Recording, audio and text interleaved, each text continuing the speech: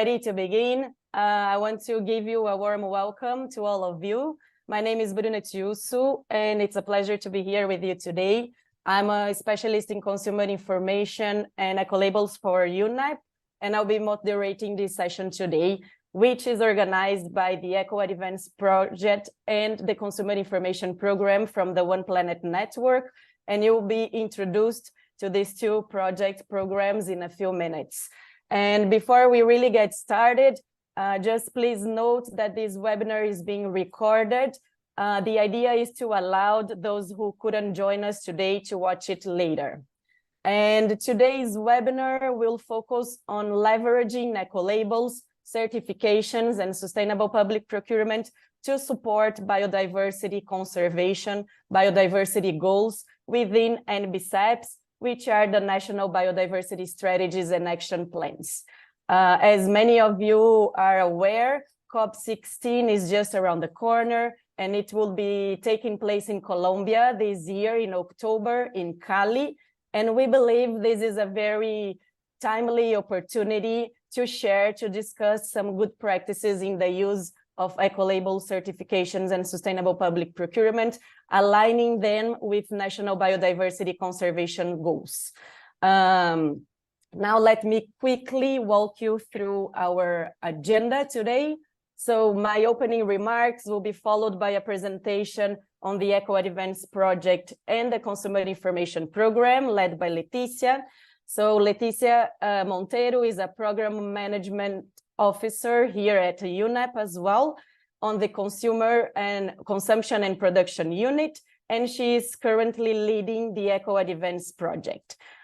She also works with consumer information initiatives within the One Planet Network. Thanks very much for joining us today, Leticia. After that, we will have Juliette Moiso, who is Deputy Head of the Department for Companies at the Ministry of Ecological Transition and Territories in France.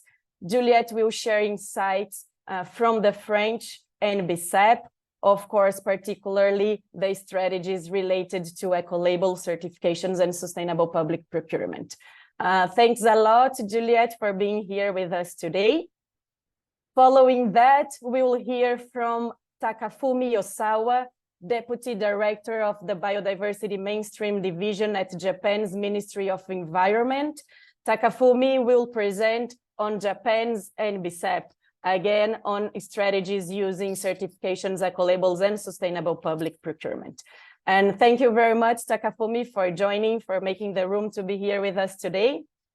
After these two presentations, we'll have a brief question and answer session. So please feel free to submit your questions via chat at any point during these presentations, and then we will address these questions accordingly. On the next segment, we'll have a presentation from Anand Punja, Chief Engagement and Partnership Officer at the FSC certification. Welcome, Anand, and thank you very much for joining us today. And following Anand's presentation, we will hear from Regiane Bursato, Executive Director of the Life Institute, which is a Brazilian not-for-profit organization responsible for managing the Life certification. It's very great to have you here with us, Regiane. Thanks for joining. And we will wrap up with a final question and answer session, and then closing this webinar. Once again, thank you very much for joining, and we are ready to start. Please, Leticia, the floor is yours. Thank you, Bruna, and thank you first to all participants for being here, but mostly also for panelists for joining and for being willing to share your experience. So let me share my screen, and please, Bruna, confirm that it's all good. Yes, thanks. So as Bruna said, this webinar is organized by the One Planet Network, and more specifically by the Consumer Information Program, with the support of EcoAdvance. So give me a few minutes to introduce you to the Consumer Information Program, because I think it's of a lot of interest for this audience. The Consumer Information Program is part of the One Planet Network, which is a multi-stakeholder network of entities, government, private sector, university, civil society, working together to achieve sustainable consumption and production. We have 6 programs, one on sustainable public procurement, that is a topic we will discuss today, and another one on consumer information, and this is the one I'm going to introduce to you now. We gather through working groups working on specific topics, and here are the 4 topics we are working on. And I'm not going to give you too much detail now, but just for you to see the thematics we are approaching, and again, inviting you to join us. So we have one group on providing product sustainability information, another one on eco-labels and certification schemes, how to promote the use of eco-label certification schemes, how to strengthen them globally. This is what we are trying to achieve through this working group.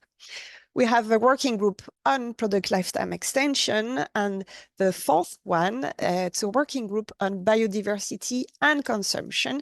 And actually, FSC is one of the co-lead of this working group, where we discuss the impact of consumption on biodiversity and how to inform consumers about this impact. What we do together is to produce knowledge, to have webinars such as this one. We have a website with hundreds of tools, publication. I really invite you to go there and have a look. We have a newsletter. If you are a member, we'll be more than happy to share your news through this newsletter. But also it's for you, if you register, it's a way for you to be aware of what is happening globally on those topics. So really inviting you to have a look, and in the chat we'll copy the link, and you can have more information about it. And also just to let you know that after the webinar, we will share all the presentation with you. So we have the Consumer Information Program, and we have the EcoAdvance project, which is a key project that supports the Consumer Information Program. And the objective of this project is to promote 2 tools at the same time: sustainable public procurement and eco-labels to protect biodiversity and climate change. So what we intend to do with this project is, well, we are supporting more directly 5 countries in the Latin American and Caribbean region, but we also want to push for global exchange through the Consumer Information Program. And one way of doing this is developing good practices on eco-label certification schemes and sustainable public procurement, and sharing them widely. And this is what we are going to do today. And if you remember one thing of my presentation, it's this one. We want to support the replication of those good practices. So please contact us. Look at those good practices. If you are interested, reach out to us, and we are here to support you and to see how you can implement those in your country or with your institution. And here you have my email address. So really quickly, because it's not the topic of our webinar, but just showing you the kind of topics we're approaching with the EcoAdvance project. So we have good practices on public policies, on how governments have been using and promoting eco-labels, certification schemes, and sustainable public procurement. We have been developing tools to support the implementation of those 2 tools. So e-marketplace, e-catalogs are such an example. We have good practices on how to raise awareness. So on one side, how certification schemes and eco-labels can raise awareness with consumers and private sector. And on the other side, how governments can educate the public procurement ecosystem. So this is everyone. It goes from public procurers to procurers to also private sector, everyone that needs to be involved in this approach of sustainable public procurement. And finally, the topic of interest today are those good practices on biodiversity. And so this is the topic of, this is the good practice that we will present today, how to integrate Ecolabels certification scheme and sustainable public procurement in NBSAPs. And we are really grateful to Takafumi and Juliette, representing respectively Japan and France, to present their experience, their expertise on this.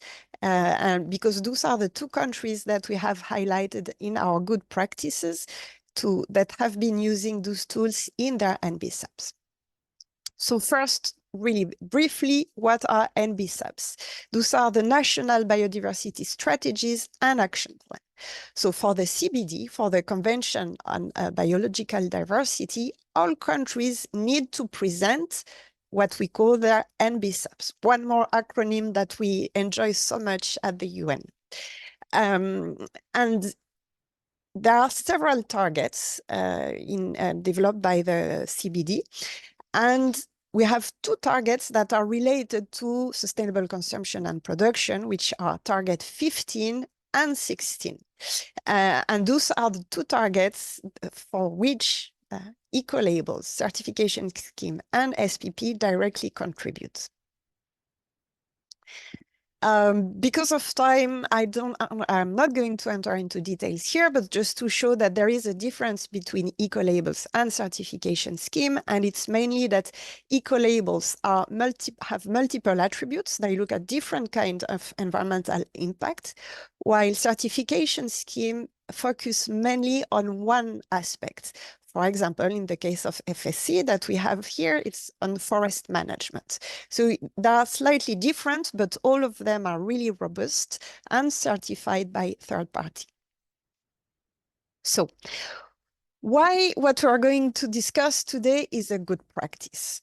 It's a good practice because if a government introduces those topics as objective in their NBSAPs, as tools, as measures to implement in their NBSAPs, then this sends a strong message to all stakeholders in the country.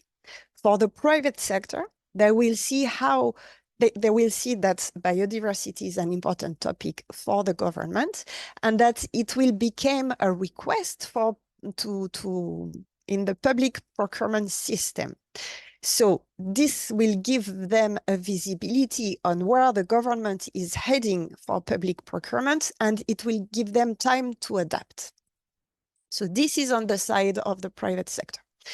For labels, it also sends a clear message and is on the importance on biodiversity. And then labels will be able also to adapt and to increase their stringency on topics related to biodiversity that is becoming of more interest and have been given visibility by being added in the NBSAPs. And as I was saying, Ecolabels and certification schemes are really strong certification mechanism with robust criteria and independent verification. So for the country, it makes their goal really transparent and concrete, and the country will have the ability to measure also the impact, the achievement by looking at how many products have been sold, how many hectares of forest have been certified, etc. So it's really useful tools that provide clear data and support measurement. Also, on the side of the private sector, they will see the interest of being certified and they will seek those certifications, they will look for them.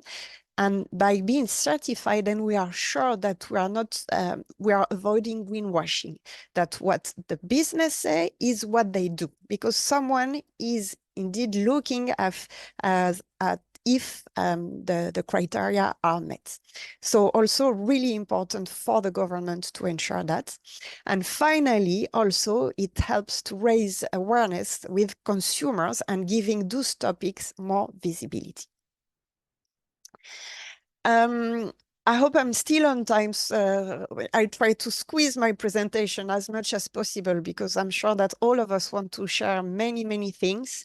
But here you will find more information. You have the links. You can scan this QR code to receive our newsletter and keep informed not only on the news of the Consumer Information Program, but news of experts on those topics and who is leading on those topics and what is happening globally. So really, I invite you to register. Thank you very much for your attention. And if you have any question, as Bruna said, please write them in the chat. And even if we don't have time to discuss them, we'll try to answer in the chat. Thank you. Thank you. Thanks a lot, Leticia. Thanks also for highlighting the good practices. So we also put the links for those resources in the chat, and we really encourage you all to spend some time to check them all. So now I would like to invite Juliette Moisseau to present some key aspects of the French NBSAP. Juliette, please, the floor is yours.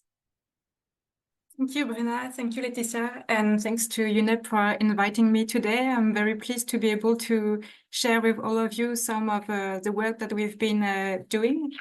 I will now share my screen and you will tell me if it's working fine. I think now you can see my screen. Yeah, it's not on the right page, but yeah. So hello everyone, I'm Juliette Moisseau, Deputy Head to the Department for Companies at the French Ministry for Ecological Transition. And as it was mentioned during the introduction, I will present to you today some of our work on Ecolabels and public procurement that we've been doing in the context of our national plan for biodiversity. Just to start maybe with our national biodiversity strategy. So we don't call it NBSAP, but that's what it is. So it's national biodiversity strategy that was released in 2022. So it's been 2 years now, and it wasn't the first of the kind in France because it was the third time that we're doing such a plan. And it constitutes France's commitment to the Convention on Biological Diversity. I included in the presentation the link to the action plan if you want to have a look at it. So it's in French, English, and Spanish, so you will be able to, I hope, be able to read it. There's also a website that exists, and it's only in French, but you can look at different data and presentations. So I hope it will be useful. So obviously, biodiversity is very important to France, and I just put some of the data that I found were quite interesting. That we are the country with the 6th highest number of threatened species on the IUCN Red List, and especially because with our French overseas territories, it's where we can account for 80% of our country's biodiversity. So it's really quite widespread. About the strategy itself, obviously it was quite a lot of work to be able to write it. I mean, not necessarily write it, but to be able to really do it, including many stakeholders. So it was done over a long period of times with different phases where we had many meetings, participation, public consultation to really involve all stakeholders. And so right now the strategies consist of 40 measures. The overall strategy is steered by the Water and Biodiversity Directorate of the Ministry for Ecology, which is the ministry I'm working for. But obviously that's really the global strategy. But each one of the 40 measures that I mentioned is made up of several actions, and each action is steered by one or more departments. That means that there's always one governmental agency or one governmental department which is responsible for implementing one action. The goal is to ensure that there's somebody who feels responsible for implementing the action and making sure it's making progress. And it's not only the Ministry for Ecological Transition that is involved. It's obviously also a Ministry for Business. It's also the Ministry for Agriculture. So really, it's all across the board. And we have a global steering committee that ensures overall consistency, that everything is going smoothly, I would say. And we have actually an online network, which is meant for, I would say, more informal day-to-day exchanges, as well as a shared monitoring table. So to keep track about different actions and how they're going. So one of the measures of this global biodiversity strategy focuses on improving information on products or services and to improve this information both for consumers and public buyers. So it's my direction at the Ministry of Ecology, which is responsible for implementing this particular action. And I will now develop a little bit more of what we are trying to do when we say we are trying to improve information on products or services. A lot of it consists on promoting Ecolabel to ensure that Ecolabels include biodiversity. So we already have an online mapping of existing environmental labels. It's available online, so I put the link in the presentation and I will be able to share it also in the chat later. And I'm not sure if you can really see it really clearly, but this mapping is constructed by different types of products and servicing. For example, you can click on the textile category, IT category, furniture category, and you will be able to find 2, 3, 4, 5 types of labels that are being recommended to you as a consumer, as a public buyer, as an official, to be able to recognize it and use it. So it's really a mapping of the best labels. And we are right now, we're conducting a review of all existing labels. And the goal is actually to focus on biodiversity and really make sure that all of the labels that we are promoting really take well into account biodiversity. So it's a new project that we're working on because it's in our national biodiversity plan. So it's really to say, okay, we have a mapping of label, but we really need to make sure that biodiversity is really well including into these environmental aspects, because we know that sometimes it might not be the case. So we can try different ways to really improve it. And at the same time, we really feel strongly that it's always important to not forget all types of environmental aspects in order to avoid pollution transfer. So that's really a focus as well. In terms of Ecolabels, we are also really trying to promote the European Ecolabel that was mentioned earlier on the slide by Laetitia. So I will not necessarily develop it because I think it's one of several type 1 eco-label that exist, but it's one of the tools that we really try to promote toward consumers, businesses, as well as public buyers. I think for label, what we really try to say to different types of stakeholders is that it's a really, I would say, rather simple tools.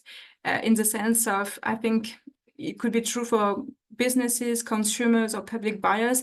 It's rather difficult to do a full life cycle analysis of a product. I mean, it takes time, it takes information, but if you are able to recognize a label and product, then you don't have to do this full life cycle analysis. You can just say, okay, I know that this product is really has an impact on biodiversity or the environment that's less than another one.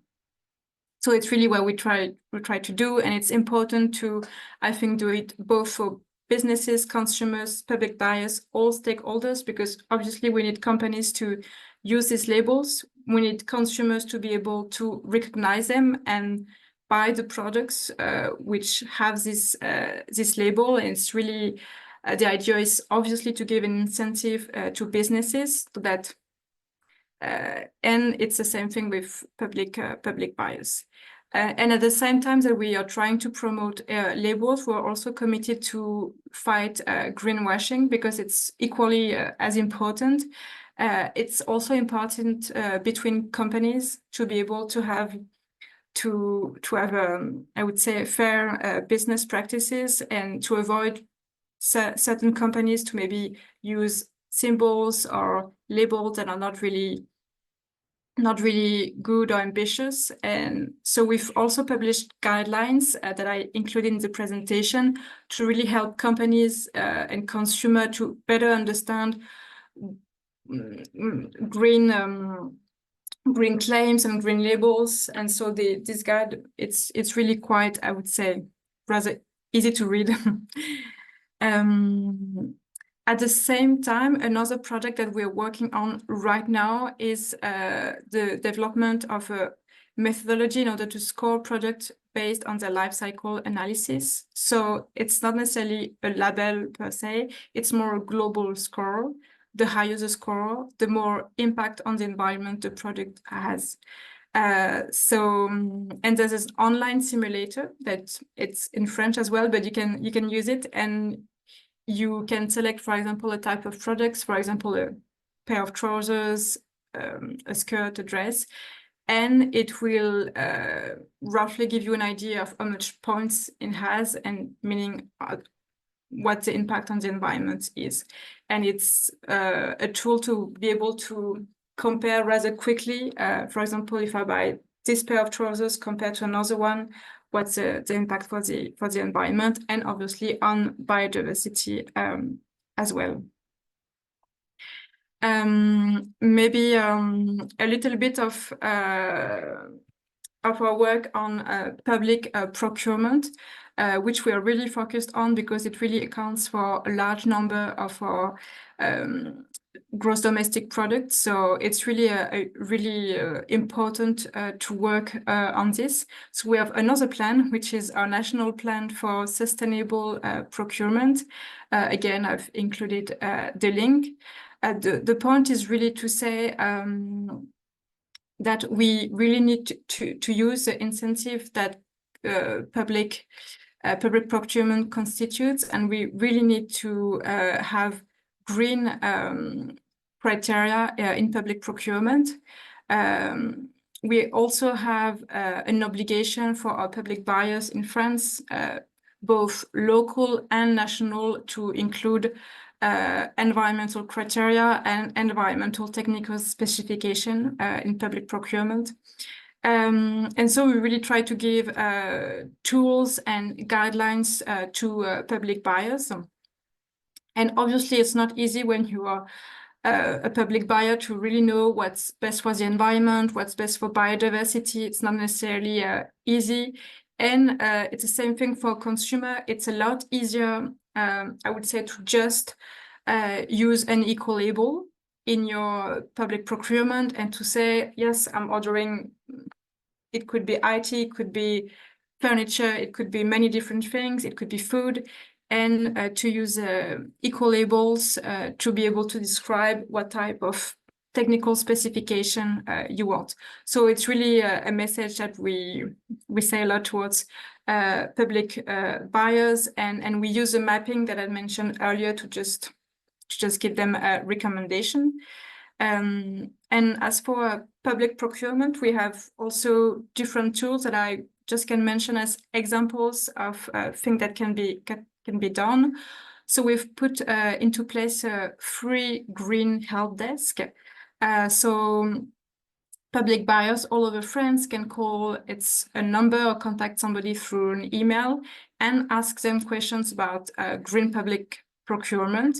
So it's free for them. It's like, I would say, more basic advices like oh, I want to buy new computers. What kind of green criteria can I use? What are good practices, good examples? So it's really like, I would say, more simple advice that can be given. But the point is that it's a free green help desk, so they can really call it, contact it. And we also have put into place a free massive open online course, which is an 8-hour course on sustainable procurement. You can, I mean, if you want to do it in French, you can do it. So it's available for everybody. The idea was we really need to help and train public buyers all over France to help them and understand how they can integrate biodiversity into their practices. And obviously, Ecolabels are mentioned quite a bit.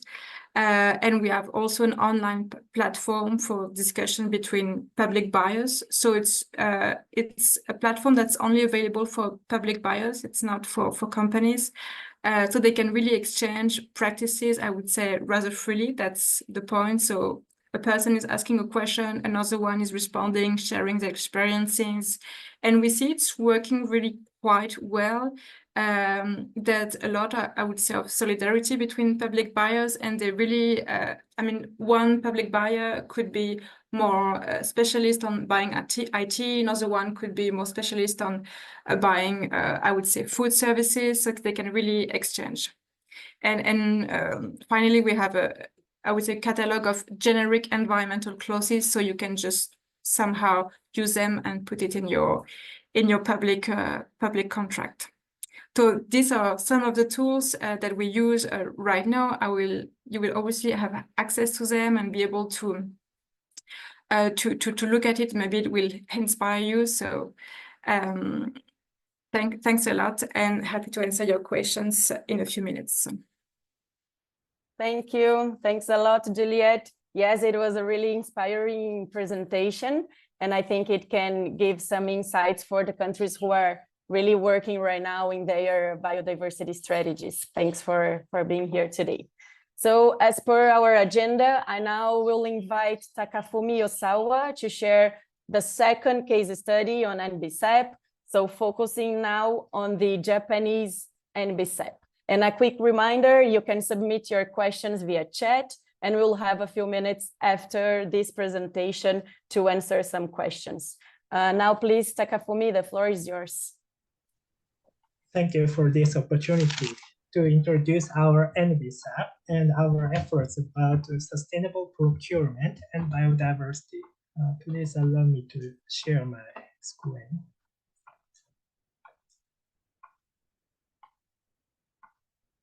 Okay, so today I prepared a table content like this.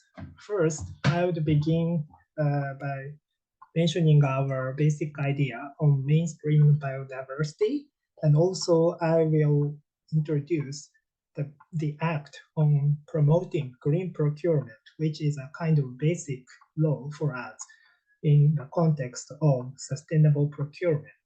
And then I would move on to the introduction of National Biodiversity Strategy and Action Plan, NBSAP of our country, together with our another strategy about nature positive economy. And finally, I would respond to some guiding questions which UNEP has already prepared for me.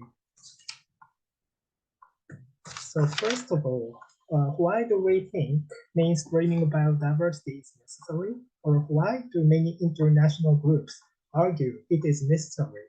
It is because human activities are causing a burden on the environment, which is the foundation of human activities.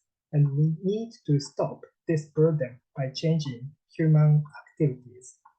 What we need to do then is to change the flow of funds from nature negative to nature positive. In other words, to create an economy in which conservation is more affordable than nature destruction. Speaking of our current situation, it is in chicken and egg situation. There are many ways to approach this from a policy perspective, but we believe that the first step is to encourage companies to create options in the market, and we are working to improve the environment for this purpose, like corporate support and system development, and provide data that companies can use, like marketing. Now you see on the slide our basic law on green procurement. This act was already made before our revision of NBSAP, but still it's a very basic policy for us. Our government has enacted the act on this on promoting green procurement in 2000. According to this law, public organizations such as our Ministry of the Environment makes and publicizes the procurement policy, and private companies must follow such policies when selling products for the public organizations. As a result, environmentally friendly products and services are selected and purchased in such organizations. And also the same law has such articles on the slide. For example, according to Article 12, manufacturers and importers should provide environmental information on their products. And according to Article 13, certification body should promote their programs on scientific basis and in complying with international standards. And then I would introduce our new NBSAP. Actually, our country is one of the first countries to revise its NBSAP in light of the Montreal Global Biodiversity Framework. You can see the English version of the leaflet by accessing this QR code. And as you see in the middle column on the slide, there is the sub-strategy 3, which is about nature positive economy. And based on this NBSAP, we made a more precise strategy to move forward. This is what we are doing for nature positive economy. As you see on the left side of the slide, we are trying to support behavior change in private companies, such as offering some guidelines and workshops which help companies disclose nature-related information and nature-related information. To let companies address this issue continuously, such behavior change need to be reflected in their main commercial activities. And also, we have to let the companies believe that their efforts about nature can be an opportunity for their business. Thus, our ministry has also offered some occasions where companies can find such business chances in the context of nature positive economy. Our country, Japan, is heavily dependent on foreign countries by importing a lot of foods and resources. So behavior change in Japanese companies is crucial at the global level. On the other hand, on the right side, we think that visualizing the value of nature domestically is also important, and we are undertaking some specific activities which are listed here. Actually, this spring, the new law about activity certification system for OECMs was made, and it will become valid in 1 year. From a different angle, we are about to introduce a new system of certificate for the organizations which support conservation of OECMs or similar nature positive activities. Hopefully, such certificates will be harnessed even in disclosure of nature-related information of the OECM supporters. And now I will focus on more classical types of eco-labels or certifications. As you see, we have many eco-labels in our country, such as EcoMark, and they have been introduced and used nationwide in our country. And our government made the list of eco-labels on the internet, like Mapping by France, I think. However, such labeling is not always effective. Thus, our Ministry of the Environment has started a survey on marketing data that clarifies the purchasing logic for each product or service and identifies appropriate intervention points to let consumers purchase nature-positive products even without labels. And finally, I would like to respond to the guiding questions as my conclusion.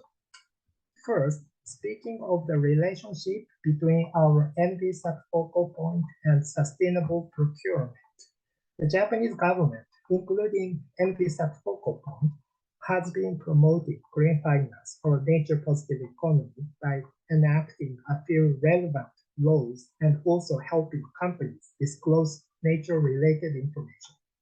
Moreover, the government has been involved in the launch and/or support of a few specific certification schemes and eco-labels like EcoAdvance, while most of them are recently promoted by non-governmental organizations. Second, our government made the list of eco-labels without prioritization. This list includes, for example, EcoMark, which corresponds to ISO 14024 Type 1 label in our country. And moving on to the next question, why Japan puts emphasis on certification schemes in fishery and forestry instead of other industries? I think this question is interesting, and we understand that our country is heavily dependent on production from oceans as well as forests. As you see on the right side on the screen, this is the map of the species threat hotspots affected by Japanese consumption. And you can see that forest in the Southeast Asia is heavily affected by our consumption, for example.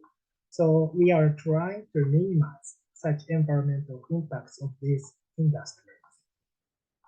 Finally, regarding our work with private sectors on establishing sector-specific guidelines in procurement practices, we have also been helping each company understand and reduce own impact on biodiversity by various approaches.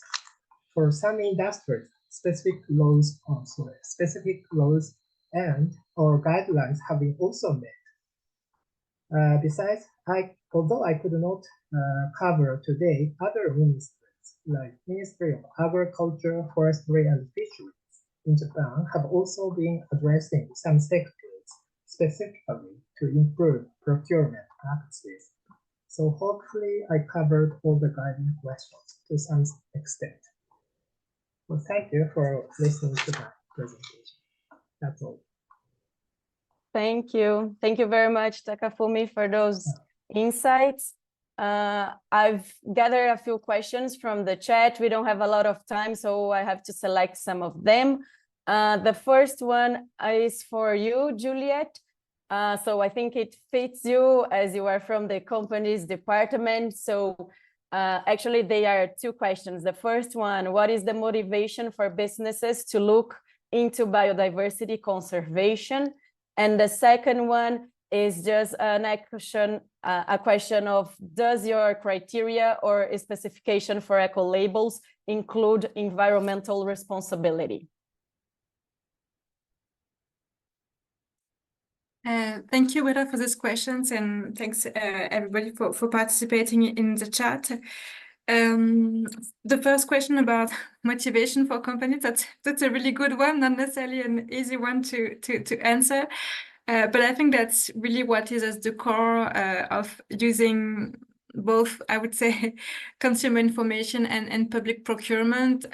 It's really quite clear that, I mean, it's that business respond to demand, and we've conducted some data that really show clearly that businesses really tend to respond to that. So when, for example, we have public buyers that include criteria about biodiversity, or when they're using eco-labels, we really see that businesses then tend to care about it. So it's really how it's working quite well. It's especially true for public procurement because it's such massive amounts of money that it's a really good tool. And as for consumer information, we also have lots of polls that are showing that a lot more consumers are really care about having an impact, and they want to buy products that are making a difference. And I think they're really looking a lot at how companies are dealing with that. So it's really a good tool as well. And of course, another way to make, I would say, companies care more, it's with regulations, and we have some new regulations coming at the EU level. So, but I think those regulations are really a way also to be more competitive, because public procurement consumers, they are asking companies to be more green, and I think regulation as well. So it's like a coherent, something coherent in the end. And maybe the second question about what type of specifications are including into those labels. So obviously there are some really good labels that include specification about environmental responsibility of companies. But I would say, generally speaking, the labels that I mentioned and that we are really promoting, they don't necessarily incorporate those type of specification for different reasons. I mean, they can, but it's not always the case. One of the reasons is that we have, or I would say, common framework at the EU level does not allow public buyers to really use a specification about how the company as a whole is working. It's more the specific products. Is this product having or not an impact on biodiversity, and how? So we really tend to use more labels that are focusing on how the product or service has been made and produced, more than how the company is acting overall in terms of environmental and social responsibility, which doesn't mean it's not important, and it really is. So I think in the end, the better is to combine both things, overall responsibility and impact on a specific product. Thank you very much, Juliette. I have one question also for you, Takafumi. So the question is, what kind of environmental information is required to put on a product for a manufacturer or importer? Thank you for the question, but I'm sorry to say that the law on the green procurement is made in another division, so I'm not sure about the detail. I suspect that maybe major origin, for example, of materials should be disclosed, for example. And also, Ministry of Forestry has recently amended another law, which is the Act on Promotion of Use and Distribution of Legally Harvested Wood and Wood Products. And that law, the new law, will be invalid in 1 year.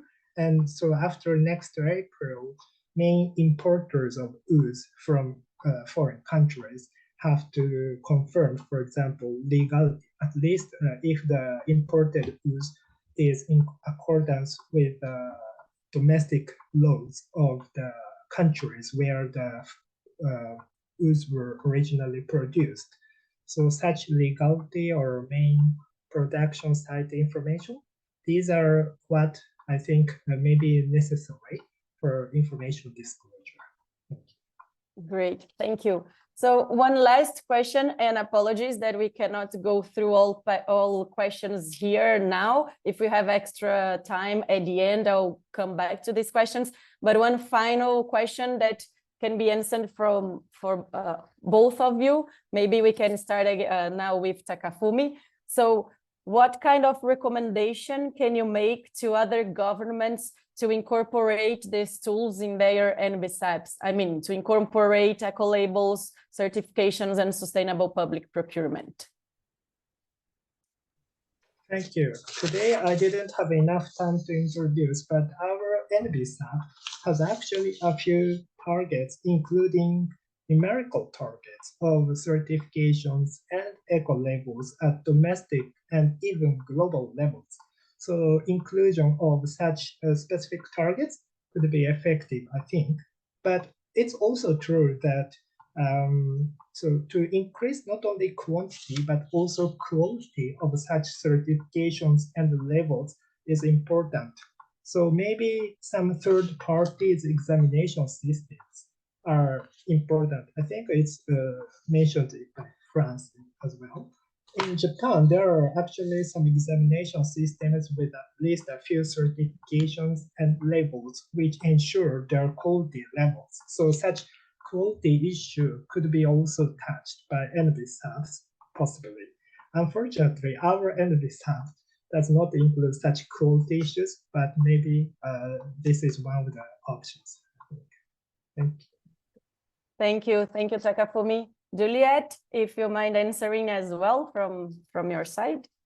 Yes, I would say I really agree with Takafumi. I think having targets is it's a really great answer, and it's what we've done as well. It's really helpful to know where you're going and also to give stakeholders a really clear view of what you're expecting and how to be able to measure it. But another way to respond is also really to involve all of the stakeholders, and it includes obviously companies, businesses, their representatives, consumer representatives, public buyers. I mean, to have everybody around the table, and not just when you are actually working on your action plan, but also when you're implementing it. And it's really, I would say, taking some effort but it's really what makes the action, I would say, in touch with reality, and to be able to have feedback and to know what's working and what's maybe not working as well, and to really keep this process going throughout the implementation. So I think it's a useful way to look at it, and also to really use company representative to somehow spread the message as well. I mean, it's not just about the government saying something, but it's also other stakeholders organizing webinars, creating tools, and to really use them in a positive manner to spread the same message. Perfect. Thank you very much. To stay on schedule, now we will continue with our agenda. And as I said, if you have an extra time at the end, I'll come back with the questions that are listed here. So now I would like to invite Anand Punja to present on the FSC certification. Anand, please, the floor is yours.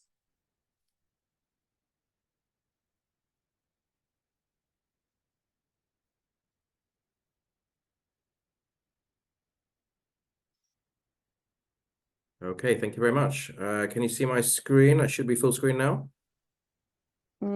Yes, now it is. Perfect. Great, thank you very much. Okay, thank you very much for this opportunity to talk and to give another side of the story, the side of a certification scheme, an eco-label here on this webinar. We've been actively participating in Working Group 4. My colleague Matteo Mascolo is here in the audience as well, and he's the co-chair of this working group as well. So it's really nice to be participating here as well.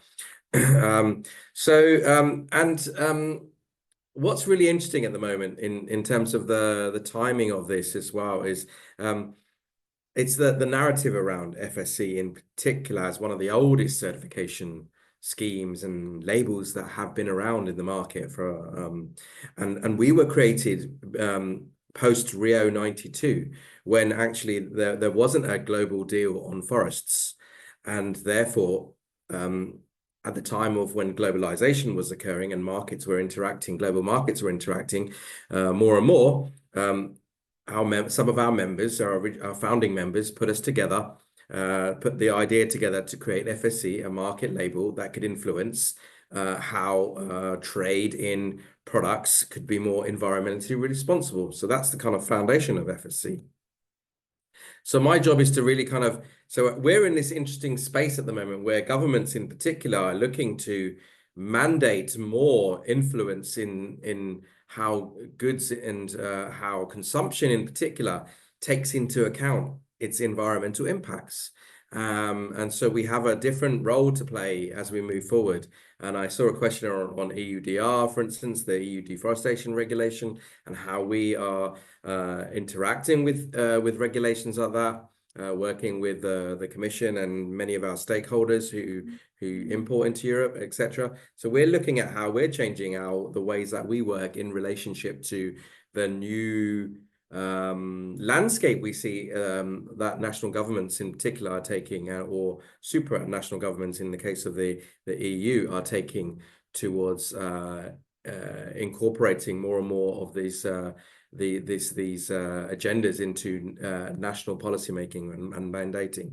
So today we are 30 years old. Actually, this year, next year, depending on which kind of date you use or which meeting we use, and 30 years of operation. We now have 160 million certified hectares of forest. That's forest stewards around the world that work to FSC standards are working to. We are a membership organization. We have 85 locally adapted stewardship standards and growing. So some of the numbers around FSC and the role we're trying to play in this, you can see we have global scale, we have global scope, and the role we are trying to play is really as an enabler, an enabler in this world we're moving into, of how do we support policy agendas such as the EU deforestation regulation, and how can we, as a ready-made scheme, support those policy agendas to put those policy objectives into operation on the ground. And that's where we're really trying to now starting to position ourselves. We are the world's most trusted forest certification schemes by consumers, by NGOs, the support of many NGOs, and by business as well. Most of the bigger businesses have procurement policies in place that are more selective towards FSC than any other labels. So that's very much in our backing, and we hope to get. Of course, we're looking to build more and more confidence with governments in particular out there as well, to really work with us to be a scheme that can really help you meet your policy objectives when it comes to influencing the behaviors of consumers in your country in particular. Why are we the most trusted? Because of the way we are governed. We are fundamentally balanced. Next year we have a General Assembly coming up in Panama. That General Assembly is every 3 years. Motions are submitted, and our members have the opportunity to discuss, debate, and shape the future of FSC in terms of the standards, how the standards look from an economic and environmental and social perspective, as well as how we move forward as a network, as an organization, as we move forward, and where. So the way our governance is structured is very much about trying to bring environmental aspects together, economic aspects together, and social aspects together as well. And we are a small label making a big impact, in particular when we look at biodiversity as well. We have strong rules in place to prevent deforestation and degradation, especially in terms of our updated set of standards as well, safeguarding ancient and endangered forests and conserving biodiversity, high conservation values, as well as cultural biodiversity as well, when we work with lands managed by indigenous peoples and their rights, trying to secure their rights as well here as well. And we are in the kind of the mission of creating a world that really cares about forests, and through stewardship. Caring about forests doesn't mean leave them alone and protect them and put a fence around them. It's probably a little bit too late for that. There are some aspects where you do need to do that, but we need to see more active stewardship for consumer markets so that consumers can source responsibly. We verify supply chains so markets can, so consumers can see what their products are buying and they're coming from responsible products. We help conservation investment markets, if you like, which we're starting to see here as well, in terms of how do we help investors invest in projects that are really driving conservation as well. And we're working in restoration markets as well. So those governments or those public agencies in particular that want to restore land, want to work with restoration, we're looking at how we can play a role to verify what good restoration looks like as well, so as we move forward. And when we go into that responsible sourcing space in particular, this is the way we kind of are very simply structured. We have a forest management certification that forest stewards around the world implement and get audited on. And that then when that comes out of the forest, that goes into a kind of standard, a secure standard that different entities along a value chain have to implement, the chain of custody standard, to ensure that they are buying FSC wood, selling FSC wood, and that all the data matches up. And again, that would move from different aspects through a supply chain. The shirt I'm wearing today, it's a shirt which we just got today, and it's come from a response on an FSC forest that has been designed by an Italian factory and made in an Italian factory, and it comes from man-made cellulose fibers, which is a growing product that's coming through in the fashion industry in particular. So yeah, that's how we work. So one of the things that I wanted to really start to focus a bit more on is the work we do on biodiversity in particular. So you've heard a little bit about FSC at COP15 in Montreal. My colleagues and I, my colleagues actually were there. I wasn't there at the time. Launched a project called the Biodiversity Fast Track Initiative, where we're trying to look at two key objectives. How do we evaluate biodiversity value better and communicate that value of FSC broader? So we've been working on this project over the last 2 years. My colleagues have in our monitoring and evaluation team. And how do we then use that data as we move forward? Or what are we not collecting that we could or should be collecting, perhaps even, to strengthen the monitoring and reporting of biodiversity systematically across the world and show that. So that project was launched at COP15. It is a kind of an endorsed, supported project by Working Group 4 of the OPN. And we're just coming to 2 years down the line, COP16 coming up. So we're looking to launch some results from that project as we move forward, and also to engage researchers, public policymakers with that information. How can we do this a bit more systematically and put that across the FSC world more systematically as we move forward, as we revise the way we work, as the data we collect, as we get more of a data-driven, digitalized architecture as well. We had a lovely piece of work that was done by the University of Utrecht, a chap called Juri Sverts, who's at Utrecht University, and this was also supported by the World Conservation Society and WWF, and it was published in Nature this year. So a very scientific approach to capturing biodiversity benefits of FSC certified forests. This piece of work was done in the Republic of Congo using camera traps, camera locations, and looking at 14 concessions, logging concessions, FSC concessions, as well as non-FSC concessions, and then comparing the data. And what it did show is that FSC certified forests are home to 2.7 times more large threatened mammals than non-FSC certified, including, I believe, some of the forests that were protected as well. And that's because of the ambition to create stewardship, to create stewards, people who care and steward the forests to move forward, not just kind of leave them alone. Because sometimes when you leave them alone, no one knows what's happening in there, and people are going in and encroaching when we don't know it as well. So to create the infrastructure around stewardship as well. So I guess what we're trying to also convince focal points, people creating biodiversity policies, public policymakers, is FSC is a ready-made solution, a real bridge between the aspiration for the world that we want to create and the action we want to take, which is really great from us in terms of a positioning position. As we look at COP16, a key theme of COP16 is how do we put the COP15, the Kunming-Montreal Biodiversity Agreement into action, moving from agreement to action. And we would say that FSC is a ready-made solution that can really help you put action into place quickly.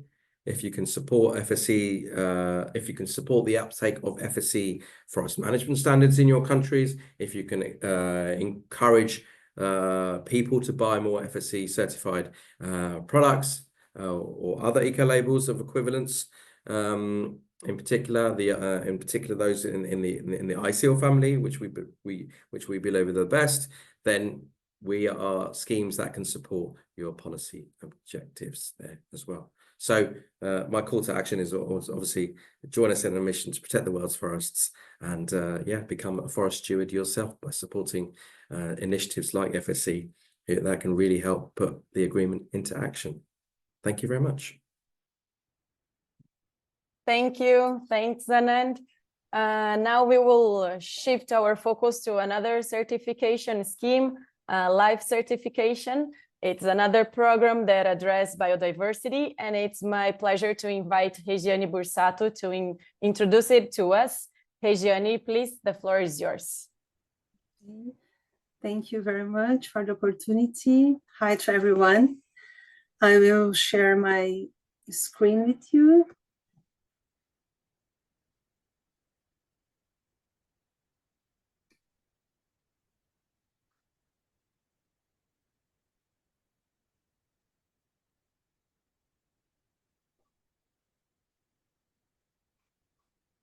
So I will present what Life Institute has been done in terms of creating a measure to any kind of business and sector to measure the impact, the positive impact that each company, each business unit of a company has to biodiversity and what they are doing to integrate biodiversity into business. Life Institute acts as an international standard setting organization. Our focus is to act with the issue of business and biodiversity. So we were created in 2009, and we are all these 15 years developing metrics and measures into different kinds of business and in a universal framework so we can measure the impact, the negative and positive impact of each business unit. And that is what the fundamental part of Life certification. So Life certification states, and the certificate represents that a determined business unit is nature positive accordingly to Life metrics. So here we have the main metrics, the BPP and the BPI, the biodiversity positive performance from one side and the biodiversity pressure index in the other side. So this first metric, that is the biodiversity positive performance, and here you have the link if you want to consult all the documents and the very detailed information in the how this it works. We work on two levels. The level one, that is for short-term evaluation, that is the effort, and the effort for conservation. We specifically evaluate in a first approach the quality and the management for conservation in a determined natural area. So when we talk about quality, we are talking about the extension and the biological importance of an area. And for the management for conservation, the level of quality of the conservation management plan for the natural areas and implementation of these actions. There is a software that empowers the company to do this in a very friendly way. That is the LifeKey. LifeKey software puts together 16 qualifiers of biodiversity to evaluate in this first level the approach in the short term, the quality of the action that's being done for the companies. So we have in this level 16 technical qualifiers in the software LifeKey. And in the second level, that is the long-term results that the company needs to evaluate and to quantify, is related with the results of that efforts, because you may have different levels of efforts, but you can or cannot have really results on biological conservation. So in the long term, we established a way to evaluate the composition, structure, and function of the ecosystem. This is our directive for conservation of natural areas. And in this second level, we work with 15 indicators from these three main objectives of analysis: composition, structure, and function. So, for example, talking about composition, the genetic composition, the populations and communities. For the structure, the landscape, the trophic structure and the habitat, and different levels of function services of the area. So all this is detailed in this document. This first metric, the biodiversity positive performance, can be better understood reading this guide, the Life Technical Guide 2, Biodiversity and Ecosystem Services Action Plan, and the calculation of a biodiversity positive performance. So you can find in this link all the detailed information, okay, about the equations, the technical qualifiers, the biological issues that are evaluated. And so these all to have a number that guides the company each year to understand if they are performing well or not, if they are increasing the results on biodiversity actions. And the other side is, well, I have my number, I have my score on nature, I have the score on biodiversity positive performance of my company, but I don't know if it's enough. So to know if it is or it's not enough, the company also has to calculate the negative impact that we call biodiversity pressure index, that also has to be annually quantified.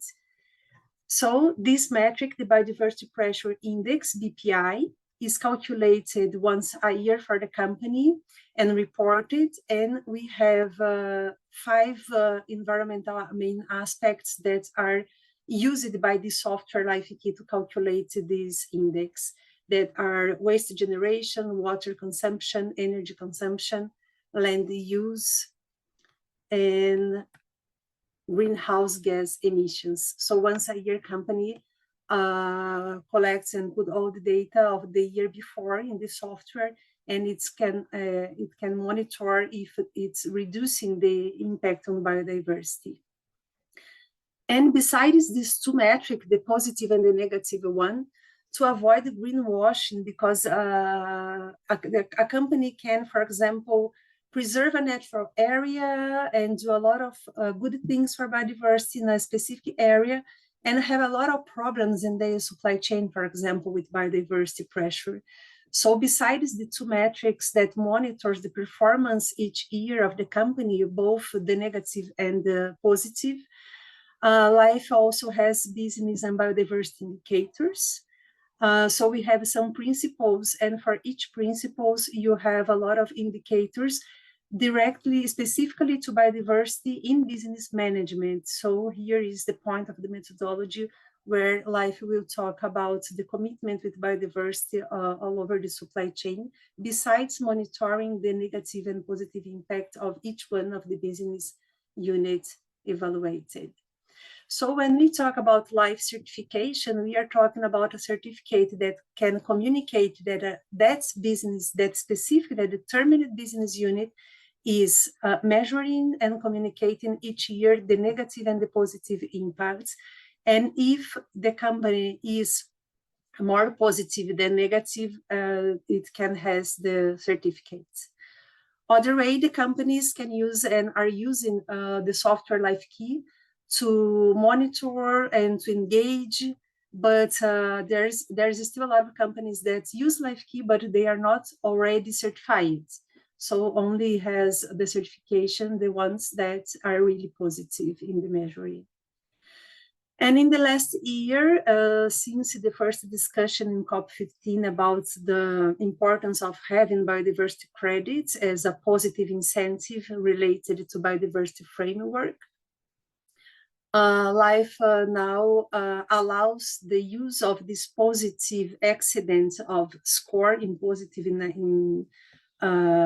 positive impacts in nature to be used as life biodiversity credits. So the credits is a certificate that represents this accident in positive units that a determined business unit has related to the negative impacts.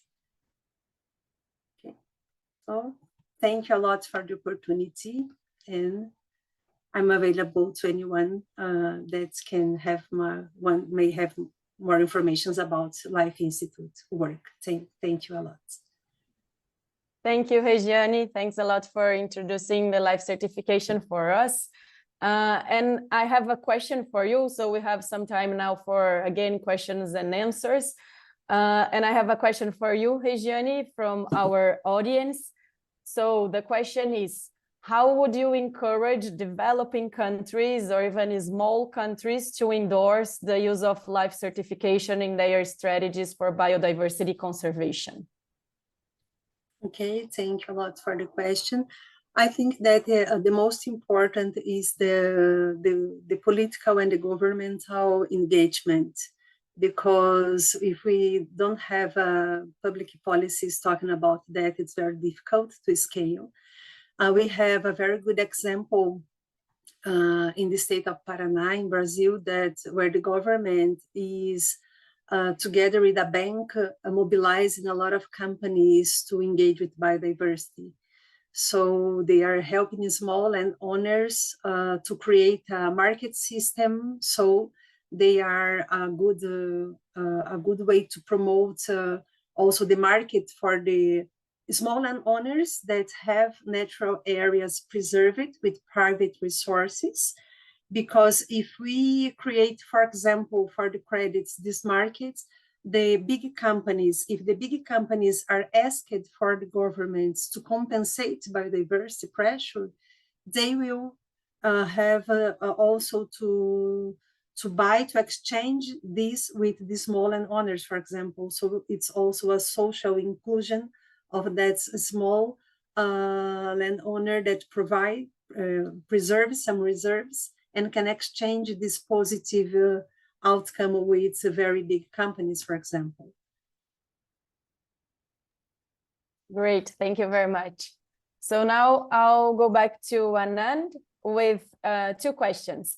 So the first one is, what is the difference between PEFC and FSC, since companies usually link them together when they communicate their commitments? And the second one is how to overcome the risk that negative impact is conducted in more sensitive landscape while positive impacts in a more productive areas. I feel that's the first question. It's not really me to answer, is it really? It's I think it's for people like yourselves more in a neutral position. I mean, I work for FSC. I represent FSC. I believe why I work for FSC and not PFC is because I believe that it's a stronger certification scheme. It has stronger criteria and it creates stronger outcomes and impacts. But you know, I'm sitting here with an FSC t-shirt on, so I would say that. So you know, it's up to you as the market to decide. And there is enough information out there to show that there is enough information for you to make your choices. Yeah, a big issue is also supply, where there is FSC supply and where there isn't FSC supply as well. And that makes a difference in some cases as well. For instance, in France, there is probably more PEFC wood available in France and local PEFC wood. And the French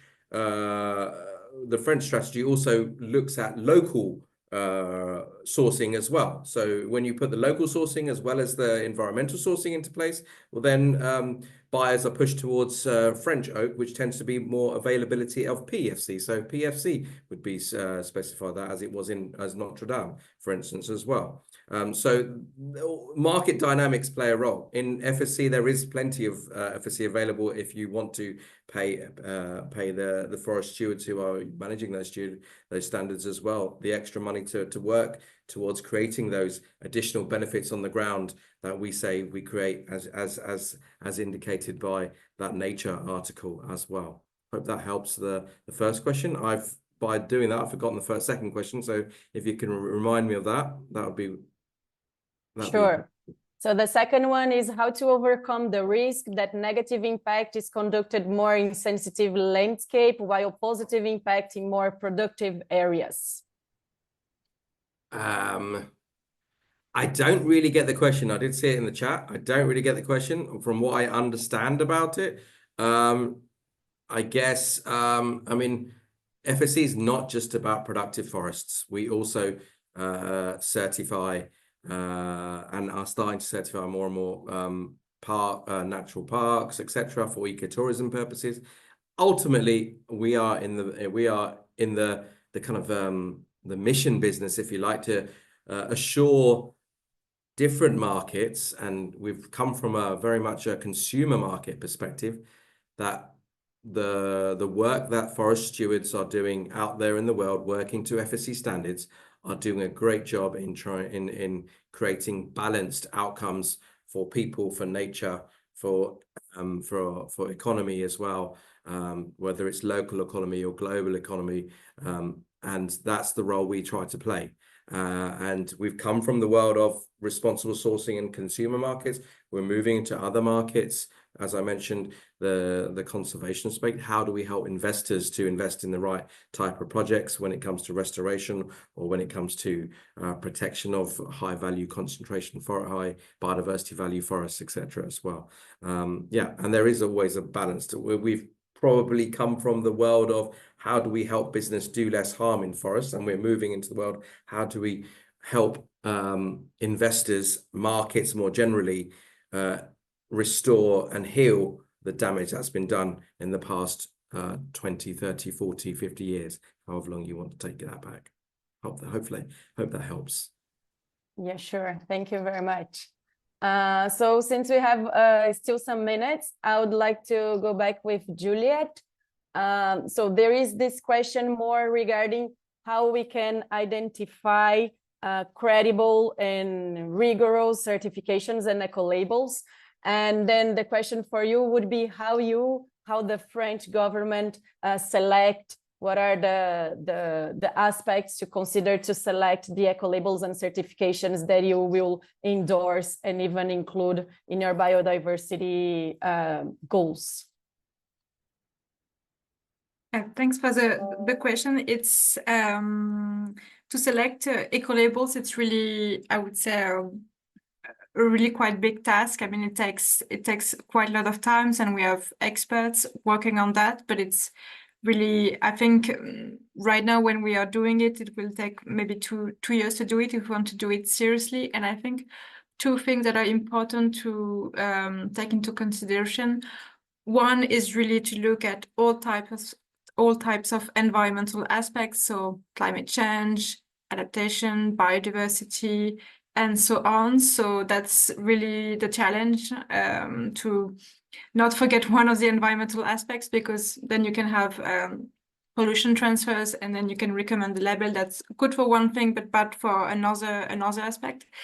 And the other important thing to remember is that we really try to work product by product. I mean, a label could be or certification could be a good recommendation for IT, for example, but not for furniture or so on. So we really try to say there's not maybe a label that's good for everything. You really need to look at different types of products and services and be really thorough. So that's why it's also taking quite a lot of time, but I think you can use also recommendation. I mean, the different categories of labels are really important too, like type 1 ecolabels, for example. So there are really tools available that can make it easier at the same time.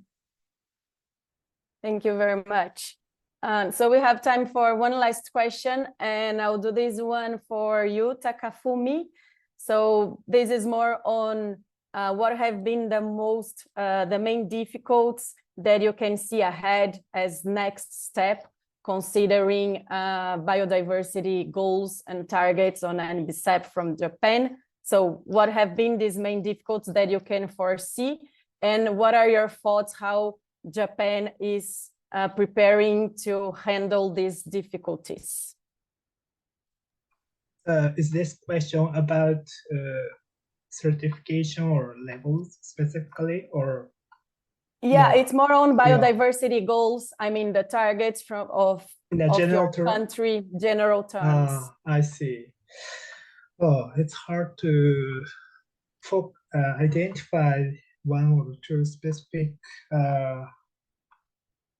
challenges, but it's true that because our country is now facing the issue of aging and depopulation, so our country is many places are underutilized, so to speak. I mean, for example, the number of hunters has been drastically declining, resulting in overpopulation of deer, which eat a lot of vegetation.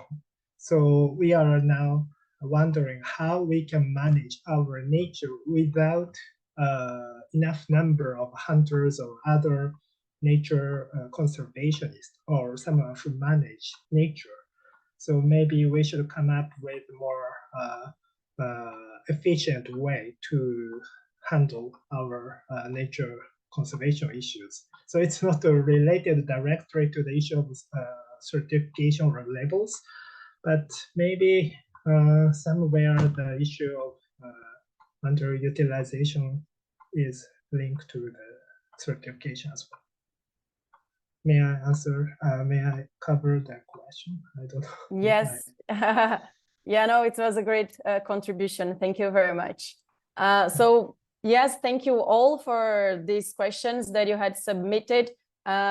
We didn't have time to go through all of them, but also thanks for the panelists who were answering some questions directly at the chat and the question and answer space as well. Once again, it was a really pleasure to be here with you today, and a big, huge thanks for all the panelists who could make the time to be here. And also with the time zone difference, we know that sometimes it's quite difficult to have people from around the world together. So really, we are really thank you for this, and thank everyone who could join. It was really nice to be here with you today, and we look forward to see you in an upcoming event. Thank you very much. Thank you, everyone. Thanks to our panelists. Bye. Thank you very much. you. Hope to see some of you at COP16. Bye-bye. Thanks. Be in touch.